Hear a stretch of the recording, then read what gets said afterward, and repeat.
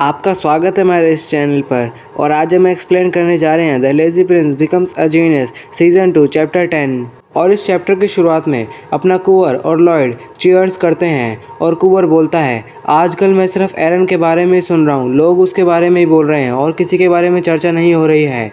जिसके जवाब में अपना लॉयड कहता है, हाँ तुम सही कह रहे हो, आजकल मैंने भी इसके बारे में काफ़ी सारे आर्टिकल पढ़े हैं।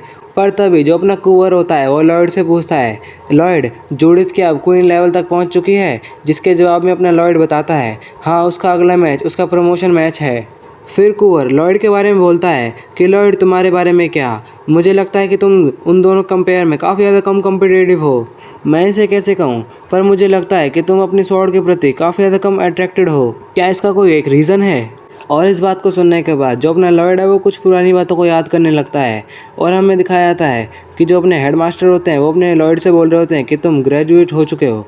जिसके जवाब में जो अपना लॉयड है वो बोलता है, क्या यहाँ कोई एक एग्ज़ाम नहीं है? मैंने जूडिथ से सुना था कि आखिर में एक ग्रेजुएशन एग्ज़ाम होता है। उसने मुझसे कहा था कि वो वर्ल्ड को एक्सपीरियंस करने जाएगी। जिसके जवाब में जो अपना हेडमास्टर होता है वो अपने लॉयड को बताता है, ये सिर्फ उन बंदों के लिए है जो लैग करते हैं, पर तुम्हारे केस में तुम क्वालिफाइड से काफ़ी अच्छे एक ट्रेनी हो, इसलिए तुम्हारे लिए कोई भी एक एग्ज़ाम नहीं है। और आज के बाद से तुम क्रोनो स्वॉर्डमैन एकेडमी के ग्रेजुएट हो और इसलिए कॉन्ग्रेचुलेशंस। और इन्हीं बातों को याद करता हुआ अपना लॉयड कुंवर से कुछ कहता है और वो हमें बताया नहीं जाता है। और लॉयड की उस बात को सुनने के बाद कुंवर बोलता है, ये तो काफ़ी ज़्यादा शानदार बात है। तभी पीछे से दरवाज़ा खुलता है और वहाँ से जूडिथ आती है और उसको देखकर जो अपना लॉयड है वो जूडिथ से पूछता है कि तुमने किस तरह की ट्रेनिंग करी है। पर जूडिथ उसे किसी भी बात का जवाब ना देते हुए बोलती है, चलो अभी एक स्पार मैच करते हैं। उसके बाद हमारा सीन शिफ्ट होकर उनके स्पार मैच के प्लेस पर दिखाया जाता है और ब्रैट लॉयड जूडिथ से कहता है कि तुमने ये प्लेस कब फाइंड कर लिया? और वो कह रहा होता है कि चलो अब मैं तुम्हारी जो ट्रेनिंग है उसका रिजल्ट देखूंगा। और इन बातों को मजाक में कह रहा होता है। तभी जूडिथ काफ़ी सीरियसली बोलती है, ब्रैट लॉयड। उसके इस टोन को देखकर जो ब्रैट लॉयड है वो अपने मन में कहता है कि अचानक से बाकी दोनों से काफ़ी ज़्यादा अलग लग रही है, आखिरकार इसके साथ क्या हुआ है? उसके बाद जूडिथ लॉयड से बोलती है कि तुम इस बार काफ़ी सीरियसली लड़ना। जिसको सुनने के बाद जो लॉयड है वो भी मान जाता है। फिर हमारा अगला सीन उसी मेंशन पे शिफ्ट होता है जहाँ अपना एरन ट्रेनिंग कर रहा होता है और वो बहुत ज़ोर से चिल्लाता है। उसकी आवाज़ सुनकर वहाँ रूरू आती है और बोलती है, एरन यहाँ क्या हुआ? तो एरन उसे बताता है, पता नहीं, मेरी बॉडी पर कुछ अपने आप लग रहा है। और वो जो रूरू है वो बोलती है, क्या तुम ऑरा की बात कर रहे हो? क्या तुम उसे पहले नहीं देख सकते थे? पर अपना एरन उसके जवाब में बोलता है कि मैं उसे पहले महसूस कर सकता था पर मैंने उसे कभी देखा नहीं है। फिर रूरू आगे कहती है कि ये तो काफ़ी अच्छी बात है कि तुम अब इसे देख सकते हो और जो तुम्हारे सेंसेस हैं वो काफ़ी ज़्यादा शार्प हो चुकी हैं इस ट्रेनिंग की वजह से। और जो अपना एरन है वो अपने ऑरा को देख रहा होता है और बोलता है, अच्छा ये ऑरा होता है। पर उसी बीच वहाँ वो बंदा आता है और अपने एरन से बोलता है, सर एरन, जो आपका अगला मैच है उसका शेड्यूल आ चुका है। अपना एरन उससे पूछता है कि जो मेरा अगला मैच है वो कब है? वो बंदा बताता है कि आपका अगला मैच कल है। पर प्रॉब्लम की बात यह है कि जो आपका अपोनेंट है, उसी बीच हमारा जो सीन है वो एरिना की तरफ शिफ्ट होता है और वहाँ अनाउंसमेंट होती है कि हमें माफ़ कर दीजिए इतने लंबे इंतज़ार के लिए लेडीज़ एंड जेंटलमैन, पर आज का जो मेन मैच है वो आ चुका है। अपने करंट स्ट्रॉन्गेस्ट रूकी क्रोनो स्वॉर्डमैन एकेडमी के एरन पेरेरा। और इस बार जो एरन पेरेरा के अपोनेंट हैं वो कल ही रानी की पोजीशन पर पहुंचे हैं और आज उनने एरन पेरेरा को चैलेंज कर दिया है। वो और कोई नहीं, क्रोनो स्वॉर्डमैन एकेडमी के एक कॉमनर जूडिथ हैं। और जो ये मैच है ये क्रोनोस के बीच में है। ये दोनों एक ही जनरेशन से बिलोंग करते हैं। चलो अब देखते हैं कि टॉप पर कौन आएगा। उसके बाद जो अपने एरन होता है वो जूडिथ से पूछता है कि मैंने सुना है कि तुमने मुझे नॉमिनेट किया है, तुम्हारे मन में क्या चल रहा है? जूडिथ कहती है, क्या मेरे मन में क्या चल रहा है? ये तो साफ है कि मुझे तुमसे फाइट करनी है। और उसी के साथ जो जूडिथ है वो काफ़ी सीरियस और चिल्लाकर बोलती है कि आज मैं तुम्हें सरपास कर दूंगी और तुम्हारे बाद इलिया लिंडसे को चैलेंज कर दूंगी। उसके बाद जैसी अनाउंसमेंट होती है कि जो मैच है वो शुरू हो गया है। जो अपनी जूडिथ है गोली की रफ्तार से एरन की तरफ बढ़ती है और एक खतरनाक सा स्लैश लगाती है। उसके साथ जो अपना एरन है वो भी उसके काउंटर में अटैक करता है और बोलता है कि अगर तुम मुझे सरपास कर सकते हो तो कर लो, पर मैं भी पीछे हटने वालों में से नहीं हूँ और मैं पीछे नहीं हटूंगा। और तभी जूडिथ है वो अपने एरन को पीछे झटक देती है और उसके बाद वो अपने एरन की तरफ काफ़ी ज़ोर से बढ़ने लगती है। उसके बाद जो अपना एरन है उसके काउंटर में अपनी स्वॉर्ड को लगा लेता है जिससे वो बच जाता है। पर जो जूडिथ है वो काफ़ी सारे अटैक अपने एरन के ऊपर कर रही होती है जो कि काफ़ी ज़्यादा फास्ट लग रहे होते हैं। लास्ट में वो एक अटैक काफ़ी ज़्यादा ताकतवर करती है और वो कुछ सोच रही होती है खड़े खड़े, पर अचानक वो काफ़ी ओर से किसी चीज़ को आते देखती है और काफ़ी ज़्यादा हैरान हो जाती है। उसके बाद जो जूडिथ है वो काफ़ी ज़्यादा दूर गिरने लगती है और वहाँ की ऑडियंस बोल रही होती है कि ये अभी क्या हुआ था, ये तो काफ़ी ज़्यादा औसम है, हमने एरन से इतना तो एक्सपेक्ट करा ही था। और जो वहाँ ऑडियंस में अपना लॉयड बैठा होता है वो अपने मन में कह रहा होता है कि जो जूडिथ है वो एरन के द्वारा काफ़ी ज़्यादा ओवर पावर्ड हो रही है।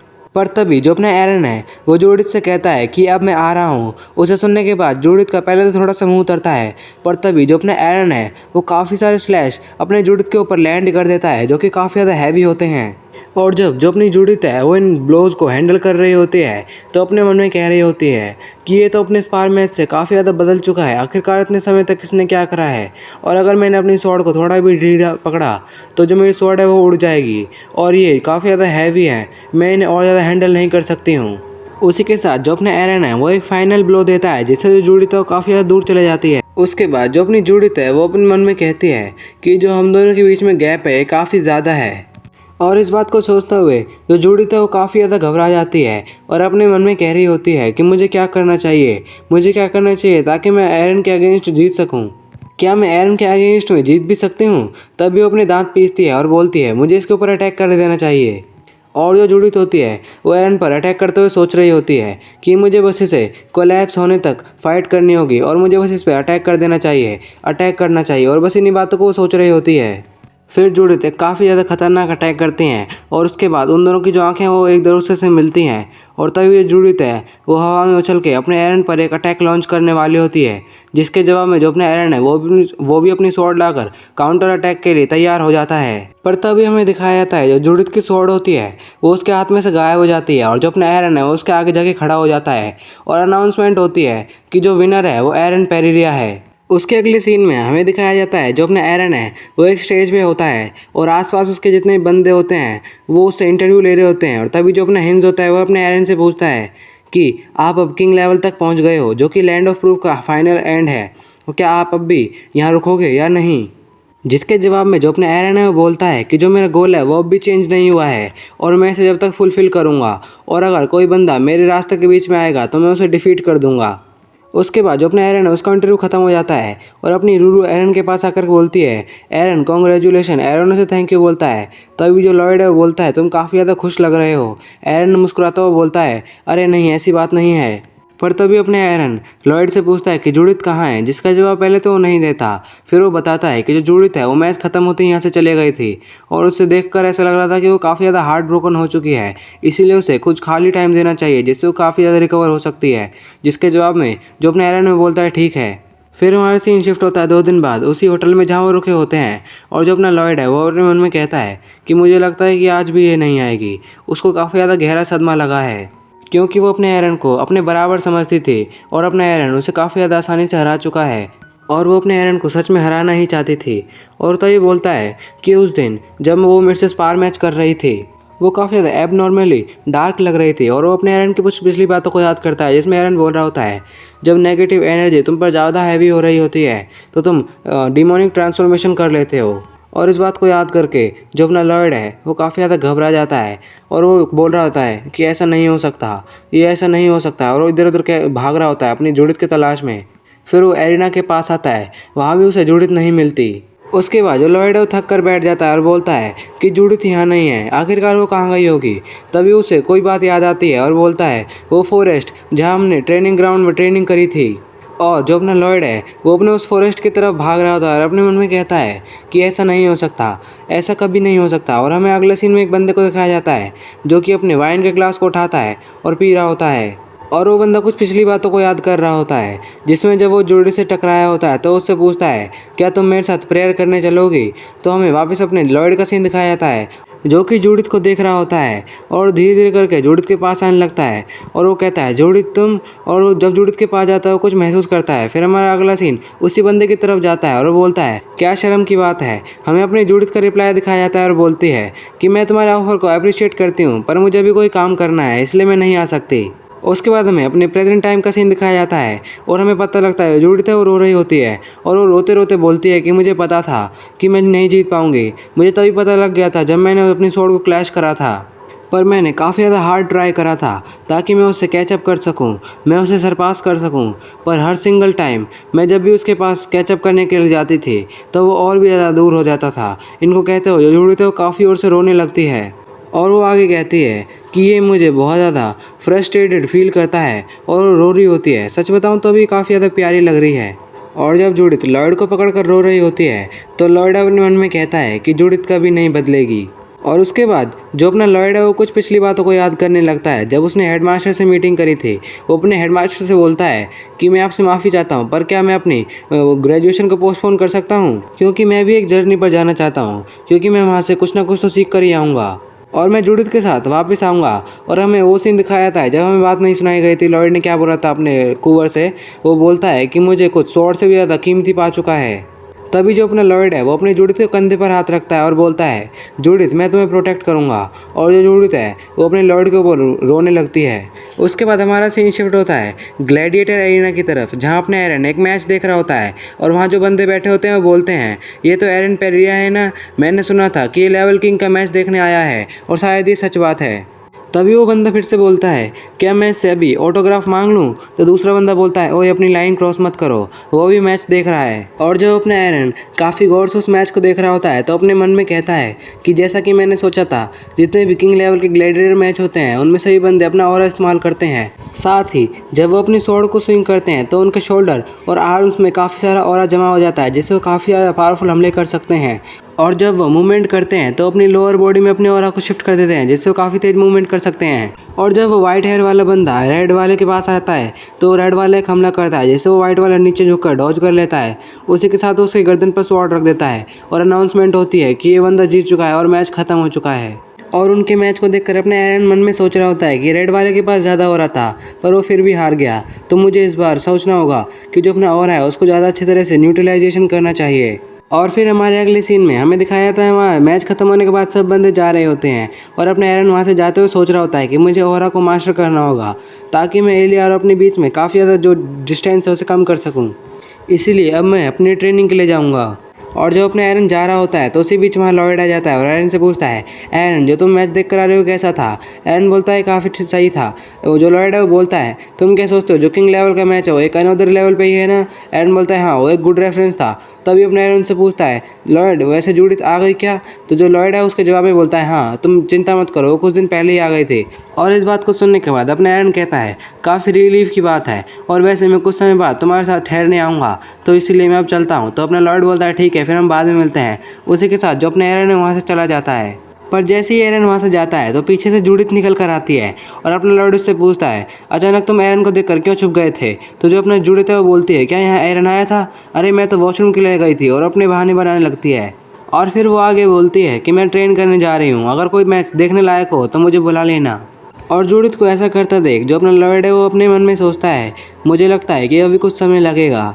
उसके बाद हमारा अगला सीन शिफ्ट होकर कुछ दिन बाद दिखाया जाता है जिसमें अपना एरन खड़ा होता है और अपने मन में सोच रहा होता है कि ऑरा को उस जगह मोशन कराना जाए जिसे तुम इस्तेमाल करना चाहते हो। ये कुछ ऐसा है जो कि मैं पहले से ही करता आ रहा हूँ और जब अब मैं इसे देख सकता हूँ तो मैं इसे काफ़ी अच्छी तरह से इस्तेमाल कर सकता हूँ और ये मुश्किल नहीं होगा। पर मैं इसे कैसे और ज़्यादा इम्प्रूव कर सकता हूँ क्योंकि जो ऑरा का कंसेप्ट है ये काफ़ी ज़्यादा अलग है। पर जब अपने एरन इन बातों को सोच रहा होता है तो वहाँ रूरू आ जाती है और अपने एरन से बोलती है एरन क्या तुम आज का मैच देखने जाओगे। तो जिसके जवाब में जो अपना एरन है वो रूरू को उठा लेता है और कहता है हाँ मैं इसे मिस नहीं कर सकता। और उसके बाद हमारा सीन शिफ्ट होता है अपने एरिना की तरफ और अनाउंसमेंट होती है कि फरवरी चैंपियन डिफेंस मैच अब शुरू होने वाला है। The unmoving champion sword master एला लिंडसे, उनके अपोनेंट हैं लेवल किंग के रैंक 4 ग्लैडिएटर वेटेरन्स ग्रेसन। फिर हमें अपने हेरन को दिखाया जाता है और वो अपने मन में कहता है कि मैं इसे फोकस करूंगा और देखूंगा क्योंकि मुझे लगता है कि जो ओरा स्वॉर्ड है उसको ओरा लगाने के लिए एक सर्टेन टाइप ओरा लगाना पड़ता है। उसके साथ ही जो अपने एला लिंडसे होती है वो अपने बॉडी के ओरे को अपने स्वॉर्ड में डालने लगती है और इसे देखकर अपना एरन अपने मन में कहता है कि ये वैसा ही महसूस होता है जब मैं अपना वर्टिकल स्लैश लगाता हूँ क्योंकि इसके शुरुआत में जो अपने बॉडी का ओरा होता है उसे हमें अपने स्वॉर्ड में फ्यूज़ करना पड़ता है। पर तभी जो इलिया लिंड्स है वो किसी को देखती है। उसके बाद वो अपने स्वॉर्ड का ऑरा हटा देती है और अनाउंसमेंट वाला कहता है, अरे ये क्या हुआ, इलिया लिंड्स ने अपनी ऑरा स्वॉर्ड को वापस ले लिया है। और इलिया लिंड्से को ऐसा करते देख जो वहाँ दो ऑडियंस में से बंदे बैठे होते हैं उनमें से एक बोलता है, शायद ये सच बात है कि उसने बोला है कि अब से वो अपनी ऑरा स्वॉर्ड को इस्तेमाल नहीं करेगी। दूसरा बंदा बोलता है, हाँ शायद उसने कुछ ऐसा ही कहा है। तो वो बंदे आगे बोलते हैं, क्योंकि ये शायद रूमर सच हो रहे हैं कि बंदे कह रहे थे कि जो चैंपियन है उसके बराबर के काफ़ी सारे ग्लैडिएटर्स यहाँ आ चुके हैं उसकी स्किल्स के जितने। सो इसने डिसाइड किया है कि अब से वो अपनी ऑरा स्वॉर्ड को इस्तेमाल नहीं करेगी। और फिर हमें अपने ग्रेसन दिखाया जाता है जो अपनी इलिया लिंड्स से बोल रहा होता है, क्या ये एरोगेंस है? और जिसके जवाब में अपनी इलिया लिंड्स से बोलते हैं, ऑफ कोर्स नॉट, ऐसा नहीं है। तब वो दोनों अपनी जगह से गायब हो जाते हैं और अनाउंसमेंट होती है कि मैच अब शुरू होता है। उसके साथ ही जो इलिया लिंड्स है वो काफ़ी ज़्यादा खतरनाक अटैक उस बंदे के ऊपर कर रही होती है। उसे देखने के बाद जो अपना एरन है वो कहता है, ये कुछ अलग लग रहा है। उसके बाद हमारा एरन हमें बताता है कि वो मूवमेंट जब ये अपनी स्वॉर्ड को स्विंग करते हैं ये सिर्फ उसी पार्ट पर ऑरा लगाते हैं जिसको ये इस्तेमाल करने वाले होते हैं। पर तभी एरन किसी चीज़ को देखकर और भी ज़्यादा हैरान हो जाता है। वो देखता है कि इलिया लिंड्स जब अपनी स्वॉर्ड से ग्रेसन पर अटैक करती है तो जो अपना ग्रेसन होता है वो ऑरा का इस्तेमाल करते हुए उस अटैक की डायरेक्शन ही बदल देता है। उसे देखने के बाद जो अपना एरन है वो अपने मन में कहता है कि ग्रेसन तो एक अलग ही लेवल पर है ऑरा का इस्तेमाल करने में तो।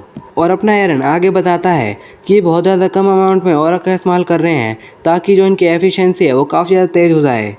पर तभी इलिया लिंड्स अचानक ही बहुत ज़्यादा स्पीड से उतर आती है और वो काफ़ी सारा अटैक ग्रेसन के ऊपर कर देती है, जिसकी वजह से जो ग्रेसन है उसके गाल पर एक कट लग जाता है और वो पीछे की तरफ पुश हो रहा होता है और अपने मन में सोच रहा होता है, क्या मैं अब पुश हो रहा हूँ और क्या मैं अब अपनी लिमिट पर आ चुका हूँ? ये हर चीज़ में मेरे से ज़्यादा पावरफुल है, भले वो स्पीड हो, स्टेमिना हो या स्ट्रेंथ हो। और ग्रेसन आगे कहता है कि अब मैं इसके बारे में जब सोचता हूँ तो मुझे पता लगता है कि जो हमारे बीच का गैप है वो काफ़ी ज़्यादा बड़ा है। फिर ग्रेसन अपने मन में कहता है, अगर मैं थोड़ा सा यंग होता, नहीं अगर मैं फिर भी यंग होता तो क्या मैं इसे सच में हरा सकता था? और इन्हीं सब बातों के बीच में जो इलिया लिंड्स है वो एक अटैक करती है जिसकी वजह से जो ग्रेसन की जो स्वॉर्ड होती है वो टूट जाती है और अनाउंसमेंट होती है कि जो चैंपियन है वो जीत चुका है और ये मैच अब ख़त्म हो चुका है। फिर हमारा अगला सीन शिफ्ट होकर 3 दिन बाद दिखाया जाता है और जो कूबर है वो अपने एरन से पूछता है कि तुम ग्रेसन से क्यों मिलना चाहते हो? जिसके जवाब में जो अपना एरन है वो बोलता है, मैं ग्रेसन से एक फेवर मांगना चाहता हूँ, पर मैं श्योर नहीं हूँ कि वो मेरी बात को सुनेंगे क्योंकि मैं उनके घर बिना बुलाए जा रहा हूँ। जिसकी बात का जवाब देते हुए कूबर बोलता है, तुम चिंता मत करो, ग्रेसन और मैं एक पियक्कड़ दोस्त हैं। और कूबर आगे बोलता है कि जो ग्रेसन है उसे अल्कोहल काफ़ी ज़्यादा पसंद है, इसीलिए अगर तुम उससे बोलोगे कि अगर तुम उसे अच्छे से ट्रीट करते हो तो तुम्हारी तरफ हो जाएगा। और जो अपना एरन है वो कूबर को देखकर बोलता है, थैंक गॉड कि कूबर मेरे साथ आया है। और जो अपना एरन है वो मन में कहता है कि मैं ग्रेसन से सीखना चाहता हूँ कि जो अपना ऑरा है उसे अच्छे तरह से कैसे इस्तेमाल कर सकते हैं। और तभी जो अपना कूबर है वो एक जगह पॉइंट करते हुए बोलता है, वो हम ऑलमोस्ट उसके घर पर पहुँच चुके हैं, वही प्लेस है जहाँ वो ग्रेसन रहता है। पर तभी जो अपना एरन है उसे कुछ गंदा ही फील होता है और उससे जो कूबर है वो पूछता है कि क्या गलत है। तो अपना एरन बोलता है, मुझे यहाँ से एक डिमोनिक एनर्जी फील हो रही है। जिसके बाद कूबर और अपना एरन भागकर उसके घर पर जाते हैं और जो कूबर है वो उसका गेट खोलकर जोर से बोलता है, ग्रेसन यहाँ क्या चल रहा है? और जब वो ग्रेसन को देखते हैं तो ग्रेसन में से काफ़ी ज़्यादा डार्क ऑरा निकल रहा होता है और ग्रेसन एक भारी आवाज़ में बोलता है, वहाँ कौन है? जिसकी आवाज़ सुन के वो दोनों काफ़ी ज़्यादा घबरा जाते हैं उस आवाज़ को सुनने के बाद। और वो ग्रेसन आगे बोलता है, मुझे याद नहीं है कि मैंने यहाँ किसी को बुलाया था। और उसमें से जो पर्पल ऑरा है वो काफ़ी ज़्यादा बाहर निकल रहा होता है और उसकी आंखों में से खून भी आ रहे होते हैं। और फिर हमें सराउंडिंग का सीन दिखाया जाता है जिसमें जितनी भी सराउंडिंग होती है उसमें भी वही पर्पल ऑरा काफ़ी ज़्यादा अमाउंट में रिलीज़ हो रहा होता है। उसे देखने के बाद कूबर बोलता है, मैं इसे बिलीव नहीं कर पा रहा कि ग्रेसन एक मॉन्स्टर में बदल रहा है। तभी अपना एरन कूबर से बोलता है, कूबर तुम इतनी चिंता मत करो क्योंकि जो ग्रेसन है वो भी पूरी तरह से एक डिमोनॉइड नहीं बना है। इसके बाद जो अपना कूबर है वो अपनी पावर को इस्तेमाल करके एरन के अंदर देखने लगता है और अपने मन में सोचता है कि जो एरन की एनर्जी है वो काफ़ी ज़्यादा बदल चुकी है। साथ ही जो एरन है वो एक रफ स्टील का टुकड़ा नहीं रहा, उसने अपनी एनर्जी को काफ़ी ज़्यादा रिफाइन कर लिया है और वो काफ़ी ज़्यादा अलग लग रहा है पहले से। और जो एरन है वो उस बंदे की एनर्जी को सप्रेस कर रहा है और उसे कंट्रोल कर रहा है। पर तभी अपना एरन ग्रेसन के पास जाता है और ग्रेसन अपने एरन से पूछता है कि मैं तुमसे फिर से पूछ रहा हूँ कि तुम यहाँ क्यों आए हो? जिसका जवाब देते हुए अपने एरन कहता है कि मैंने यहाँ एशियन मार्केट में बंदों से सुना है कि जो ग्लैडिएटर हैं उन्हें फाइट करना और बैटिंग करना पसंद है, तो इसीलिए क्या तुम मेरे से एक बैट लगाओगे जिसमें हम दोनों फाइट करेंगे और जो जीतेगा उसकी बात को सुना जाएगा। अपना जो ग्रेसन है वो कहता है, ये तो काफ़ी ज़्यादा इंटरेस्टिंग है। ठीक है, तो फिर मैं तुम्हारी रिक्वेस्ट को एक्सेप्ट करता हूँ। और उसके साथ ही जो अपना ग्रेसन है वो अपनी स्वॉर्ड को उठा लेता है और बिल्कुल भयानक ऑरा के साथ खड़ा हो जाता है। और ग्रेसन को रेडी होता देख जो अपना एरन है वो भी अपनी स्वॉर्ड को समन कर लेता है। और फिर जो अपना ग्रेसन है वो गुस्से में कहता है कि जो मैं चाहूँगा तुम्हारे से जीतने के बाद वो तुम्हारी लाइफ होगी। उसी के साथ जो ग्रेसन है वो बहुत ज़ोर से आगे बढ़ता है और अपने एरन के ऊपर काफ़ी ज़्यादा स्लैश लगाता है, जिन स्लैशों को जो अपना एरन है वो अपनी स्वॉर्ड से ब्लॉक कर रहा होता है। पर तभी जो ग्रेसन है वो किसी चीज़ को देखता है और उसके बाद जो अपना एरन है उसके ऊपर एक स्लैश लगा देता है, जिसको अपना एरन डॉज कर लेता है। पर तभी जो ग्रेसन है वो वापस अपने एरन के पास आता है और जो अपनी स्वॉर्ड है उसको स्नेक की तरह अपने एरन की तरफ मारता है। जो अपना एरन है वो उसे डॉज मतलब ब्लॉक कर लेता है और अपने मन में कहता है कि इर्रेगुलर स्वॉर्डमैनशिप, ये तो बिल्कुल स्नेक की तरह अपनी स्वॉर्ड को लहरा रहा है। और अपना एरन आगे कहता है कि मैं इस अटैक को ब्लॉक नहीं कर पाता अगर मैं सर जॉन से अपनी ट्रेनिंग ना लेता, पर अब मैं जो ऑरा का फ्लो है उसे आराम से देख सकता हूँ और मैं ये भी देख सकता हूँ कि जो अपोनेंट है वो अपने इंटेंशंस को कैसे रखता है, वो अच्छे इंटेंशंस हैं या फिर बुरे इंटेंशंस हैं। पर तभी जो ग्रेसन होता है वो किसी चीज़ को देखकर काफ़ी ज़्यादा हैरान हो जाता है और जो अपना कुंवर है वो बोलता है कि ऐसा नहीं हो सकता। और जो अपना एरन है वो अपनी स्वॉर्ड को लाता है और ग्रेसन की स्वॉर्ड के साथ क्लैश करा देता है। और उसे देखकर जो ग्रेसन है वो बोलता है कि ऐसा नहीं हो सकता, क्यों, ऐसा क्यों हो रहा है, मैं पीछे की तरफ पुश क्यों हो रहा हूँ, जबकि मैंने डिमोनॉइड से ये एनर्जी को काफ़ी ज़्यादा एनर्जी को बोरो करा है पर फिर भी मैं जीत नहीं पा रहा हूँ, ऐसा क्यों हो रहा है। उसके साथ ही जो ग्रेसन है वो अपनी स्वॉर्ड को लेकर काफ़ी ज़्यादा ताकत से एरन की तरफ बढ़ता है और वो बोलता है कि मैं इसे एक्नॉलेज नहीं कर सकता। और वो काफ़ी ज़्यादा गुस्सा हो चुका होता है इतने समय तक और वो बहुत ज़ोर से चिल्लाता है और बोलता है कि मैं इसे एक्नॉलेज नहीं कर सकता। और ग्रेसन की इतनी सारी एनर्जी को बढ़ता देख अपना कुंवर एरन से बोलता है, एरन इसे डॉज करो। पर जो अपना एरन है वो बोलता है कि कुंवर चिंता मत करो, मैं अब इससे इतना ज़्यादा और भागूंगा नहीं, ये डिमोनिक एनर्जी मुझे और परेशान नहीं कर सकती। उसी के साथ जो ग्रेसन है वो बहुत ज़्यादा ताकत से अपना स्लैश लगाता है और जो अपना एरन है उसे काउंटर अटैक में भी अपना एक स्लैश लगाता है, जिसके बाद वहाँ बहुत ज़्यादा बड़ा एक ब्लास्ट हो जाता है। और उसके धुएं खत्म होने के बाद हमें देखता है जो ग्रेसन की स्वॉर्ड है वो टूट गई होती है और ग्रेसन घुटनों पर आ जाता है और अपनी स्वॉर्ड को छोड़ देता है। जिसके बाद जो ग्रेसन है उसके अंदर से जितनी भी डिमोनिक एनर्जी होती है वो जाने लगती है और बोलता है कि मैं वापस आ चुका हूँ और अब सब कुछ खत्म हो चुका है। और जो पीछे से कुंवर भागता हुआ आ रहा होता है और बोलता है ग्रेसन, और अपना एरन ग्रेसन को सहारा दे रहा होता है।